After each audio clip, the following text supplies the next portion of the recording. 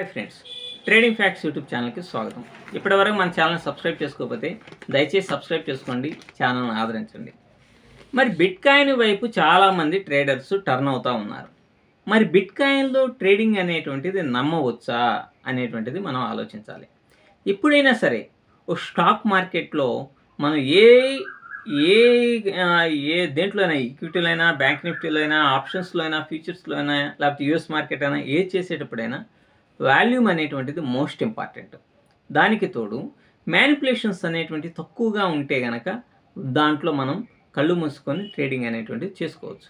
మీరు ఫర్ ఎగ్జాంపుల్గా మన ఇండియన్ స్టాక్ మార్కెట్ ఎన్ఎస్సి ఇండియాలో చూశారనుకోండి, వాల్యూమ్ ఇప్పుడు ఫ్యూచర్ అండ్ ఆప్షన్స్ ఉన్నాయి.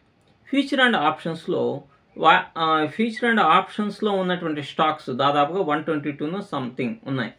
దాంట్లో నిఫ్టీ 50లోనే కొద్దిగా ఎక్కువగా వాల్యూమ్ అనేటువంటిది ఉంటుంది. ఓ ఫ్లక్చుయేషన్ కానీ ఒక ఇది కానీ మీరు చూడండి. ఇంట్రాడేకి సంబంధించి హిందాల్కో కానీ, బజాజ్ ఫైనాన్స్ కానీ, అలాగే హెచ్డిఎఫ్సి బ్యాంక్ మళ్ళీ దాంట్లో వాల్యూమ్ విపరీతంగా ఉంటుంది కానీ మూమెంటం తక్కువగా ఉంటుంది.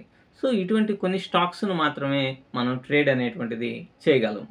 కానీ మీరు సిఎట్లో ట్రేడ్ చేయాలనుకోండి, ఒక్కోసారి మీరు అనుకున్నటువంటి ప్రైస్ని దాటి వెళ్ళిపోవచ్చు. ఫర్ ఎగ్జాంపుల్గా మీరు ఒక 100 క్వాంటిటీ తీసుకున్నారనుకోండి, అక్కడ చూపించడానికి ఫర్ ఎగ్జాంపుల్గా చెప్తున్నాను 3,000 రూపాయలు చూపించింది అనుకోండి. అక్కడ మీరు సెల్ చేయాలనుకున్నారు. బై ఏమో 2,900 దగ్గర చేశారు, సెల్ ఏమో 3,000 దగ్గర చేయాలనుకున్నారు. మీరు కొట్టంగానే అది 2,985 దగ్గర క్లోజ్ అయిపోతుంది. ఎందుకంటే అక్కడ వాల్యూమ్ అనేటువంటిది ఉండదు కాబట్టి. సో సేట్ లాంటి చోట వాల్యూమ్ అనేటువంటి తక్కువగా ఉంటుంది. ఎంఆర్ఎఫ్ టైర్స్ ఉంది, వాల్యూమ్ తక్కువగా ఉంటుంది. అంటే ఫ్యూచర్లో ఉన్నంత మాత్రాన అక్కడ ఈ వాల్యూమ్ అనేటువంటిది తక్కువగా ఉండేటువంటి అవకాశం ఉంది. మరి వాల్యూమ్ కనుక తక్కువగా ఉంటే ఏం జరిగిద్ది? ఏమన్నా ప్రమాదమా అంటే ఖచ్చితంగా. ఎందుకంటే వాల్యూమ్ కనుక తక్కువగా కనుక ఉంటే మ్యానిపులేషన్ చేసేటువంటి అవకాశాలు చాలా అంటే చాలా ఎక్కువగా ఉంటాయి. ఫర్ ఎగ్జాంపుల్ ఈక్విటీలో మీరు ఒక స్టాక్ని ఒక 100 క్వాంటిటీ తీసుకున్నారు. మీరు ఒక 5 రూపాయలు తక్కువగా స్టాప్ లాస్ అనేటువంటిది పెట్టారనుకోండి. చాలా సందర్భాల్లో వాల్యూమ్ తక్కువగా కనుకుంటే మీ స్టాప్ లాస్ని హిట్ చేసి మళ్ళీ మూవ్ అయిపోతుంది.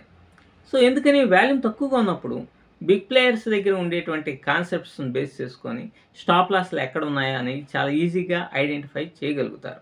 కాబట్టి వాళ్ళకి కనుక ఇంట్రెస్టెడ్గా కనుకుండి మీ స్టాప్ లాస్ని హిట్ చేయగలిగితే వాళ్ళకి వాల్యూమ్ దొరికిద్ది అనుకున్నప్పుడు ఖచ్చితంగా మీ స్టాప్ లాస్ని హిట్ చేసి మళ్ళీ అప్ సైడ్ మూవ్ అయ్యేటువంటి అవకాశాలు చాలా అంటే చాలా ఎక్కువగా ఉన్నాయి. ఇవన్నీ ఇండియన్ మార్కెట్లో జరుగుతూ ఉంటాయి. ఎఫ్ఐఐలు డేఐలు ఎందుకని ఎక్కువగా ఇంట్రాడే అనేటువంటిది ఇండియన్ మార్కెట్లో చేస్తారు? ఎఫ్ఐఐలు ఓన్లీ ఇన్వెస్ట్మెంటే కాదు, ఇంట్రాడే కూడా చేస్తారు. ఎందుకని చేస్తారు అంటే ఇటువంటి కారణాలు. వాల్యూమ్ తక్కువగా ఉన్నప్పుడు వాటి యొక్క క్వాంటిటీ అనేటువంటి చాలా ఎక్కువగా ఉండి స్టాప్ లాస్ని కనుక హిట్ చేస్తే వాల్యూమ్ కనుక తక్కువలో దొరుకుతుంది, అంటే ప్రైస్ తక్కువలో దొరుకుతుంది అనుకున్నప్పుడే ఎఫ్ఐలు కానీ డేఐలు బిగ్ ప్లేయర్స్ వీళ్ళందరూ కూడా ఎంటర్ అవుతూ ఉంటారు. సో వాల్యూమ్ తక్కువగా ఉన్నటువంటి స్టాక్స్లో మనం ట్రేడింగ్ అనేటువంటిది కొంచెం ఇబ్బందికరంగానే ఉంటుంది. కాబట్టి వాల్యూమ్ ఎక్కువగా ఉన్నటువంటి స్టాక్స్ని మనం ఎన్నుకోవాలన్నమాట. అలాగే మీరు జపాన్ మార్కెట్ కానీ చైనా మార్కెట్ కానీ చూడండి. ఆ కంట్రీ ఇప్పుడు మన ఎన్ఎస్సి ఇండియా అంటే మన ఇండియాకి సంబంధించిన వాళ్ళే ఎక్కువ చేస్తారు. 90% ఇండియన్స్ ఎన్ఎస్సిలోనే చేస్తారు. కానీ అలాగే జపాన్ మార్కెట్ అయినా చైనా మార్కెట్ అయినా అలానే ఉంటుంది. కానీ యూఎస్ మార్కెట్ అలా ఉండదు.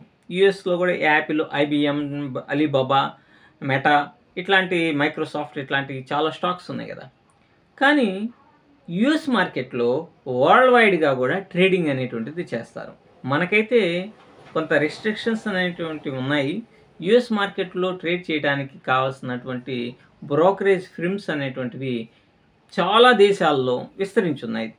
చాలా అంటే చాలా దేశాల్లో అబోవ్ 70 to 80 కంట్రీస్లో యూఎస్ మార్కెట్ని అక్కడ ఉన్నటువంటి ప్లాట్ఫామ్స్ను ఉపయోగించి కూడా ట్రేడింగ్ అనేటువంటి చేయొచ్చు.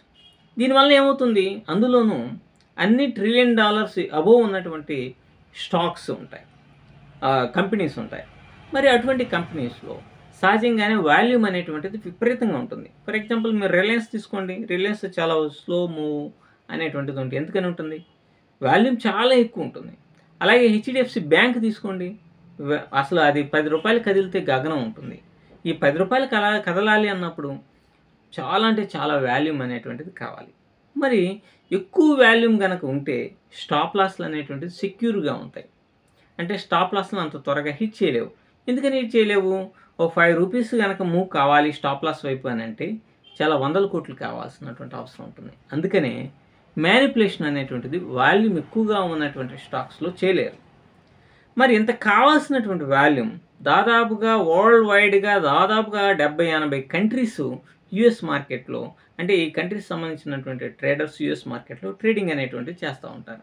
కాబట్టి సహజంగా లాట్ ఆఫ్ ట్రేడర్స్ పార్టిసిపేషన్ ఉంటుంది కాబట్టి యూఎస్ మార్కెట్‌లో అక్కడ మీరు చూడండి, అక్కడ ఉన్నటువంటి స్టాక్స్ యొక్క మూవ్‌మెంట్ అనేటువంటిది చాలా అంటే చాలా బ్యూటిఫుల్‌గా ఉంటుంది.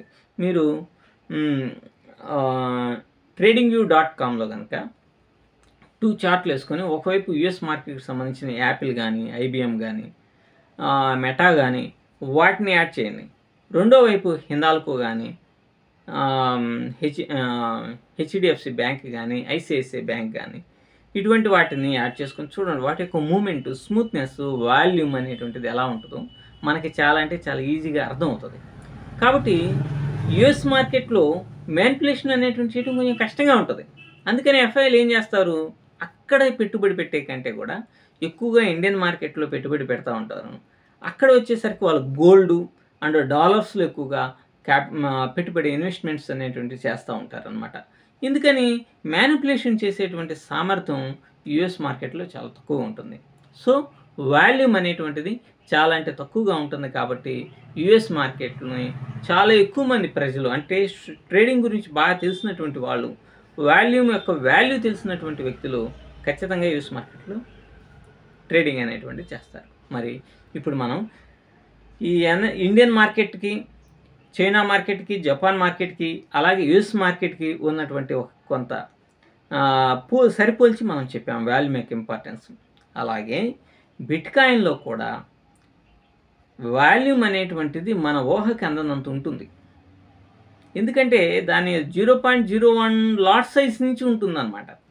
అంతేకాకుండా నీ దగ్గర కనుక ఒక రూ. 1500 ఉంటే చాలు, బిట్‌కాయిన్‌లో ట్రేడింగ్ అనేటువంటిది చేయవచ్చు. సో ఇది ఫెసిలిటీ అనేటువంటిది ఉన్నటువంటిది. నెంబర్ 2, ఈ ప్రపంచం అంతా కూడా క్రిప్టో కరెన్సీ వైపు త్వరితగతిన అడుగులు వేస్తూ ఉంది. కాబట్టే బిట్‌కాయిన్‌కి వాల్యూ అనేటువంటిది పెరుగుతూ ఉన్నది. తద్వారా వాల్యూమ్ అనేటువంటిది విపరీతంగా పెరుగుతూ ఉంది. వాల్యూమ్ అనేటువంటిది విపరీతంగా పెరగడం వలన కొనుగోళ్ళు, అమ్మకాల యొక్క సామర్థ్యం పెరిగిపోవటం వలన మ్యానిప్యులేషన్ చేసేటువంటి పరిస్థితులు చాలా అంటే చాలా తక్కువగా ఉంటాయి. ఏదైతే మ్యానిప్యులేషన్ చేయడానికి అవకాశాలు లేనటువంటి ఒక బిట్‌కాయిన్ కావచ్చు, ఇథీరియం కావచ్చు, లేదంటే ఏదైనా స్టాక్స్ అయినా కావచ్చు, అటువంటి వాటిల్లో కనుక ట్రేడింగ్ అనేటువంటిది చేస్తే ప్రైస్ యాక్షన్ కానీ, సపోర్ట్ అండ్ రెసిస్టెన్స్ లెవెల్స్ కానీ, ఆర్డర్ బ్లాక్స్ కానీ ఇటువంటివన్నీ కూడా చాలా అంటే చాలా బాగా పనిచేస్తాయి. కాబట్టి ట్రేడర్స్ హ్యాపీగా బిట్‌కాయిన్‌లో ట్రేడింగ్ చేసుకోవచ్చు. కాకపోతే దీంట్లో వచ్చేటువంటి పెద్ద సమస్య ఏంటంటే బిట్‌కాయిన్‌లో ఫ్లక్చుయేషన్స్ అనేటువంటివి బ్యాంక్ నిఫ్టీలో లాగా ఉండవు. కానీ ఒక్కోసారి మూవ్‌మెంట్ చాలా అంటే చాలా వేగంగా ఉంటుంది కాబట్టి బిట్‌కాయిన్‌లో ఖచ్చితంగా స్టాప్ లాస్ అనేటువంటిది మెయింటైన్ చేయాలి. స్టాప్ లాస్ అయినా మెయింటైన్ చేయకపోతే మాత్రం ఒక్కోసారి మీ క్యాపిటల్ మొత్తం కూడా సర్వనాశనం అయ్యేటువంటి ప్రమాదం కూడా ఉంటుంది. కాబట్టి స్ట్రిక్ట్‌గా స్టాప్ లాస్‌ని మెయింటైన్ చేస్తూ, టార్గెట్స్‌ని మెయింటైన్ చేస్తూ, ఎందుకంటే ఒక్కోసారి స్టాప్ లాస్ టప్‌మని కొట్టి ఇట్లా వచ్చేస్తుందన్నమాట. మీరు ఆ విధంగా కనుక వేసి మీ ప్రైస్ యాక్షన్ పక్కాగా కనుక ఇది అయితే బిట్‌కాయిన్ ట్రేడింగ్‌కి మంచిదే. అలాగే ఎథీరియం కూడా చాలా మంచిది. Thank you very much.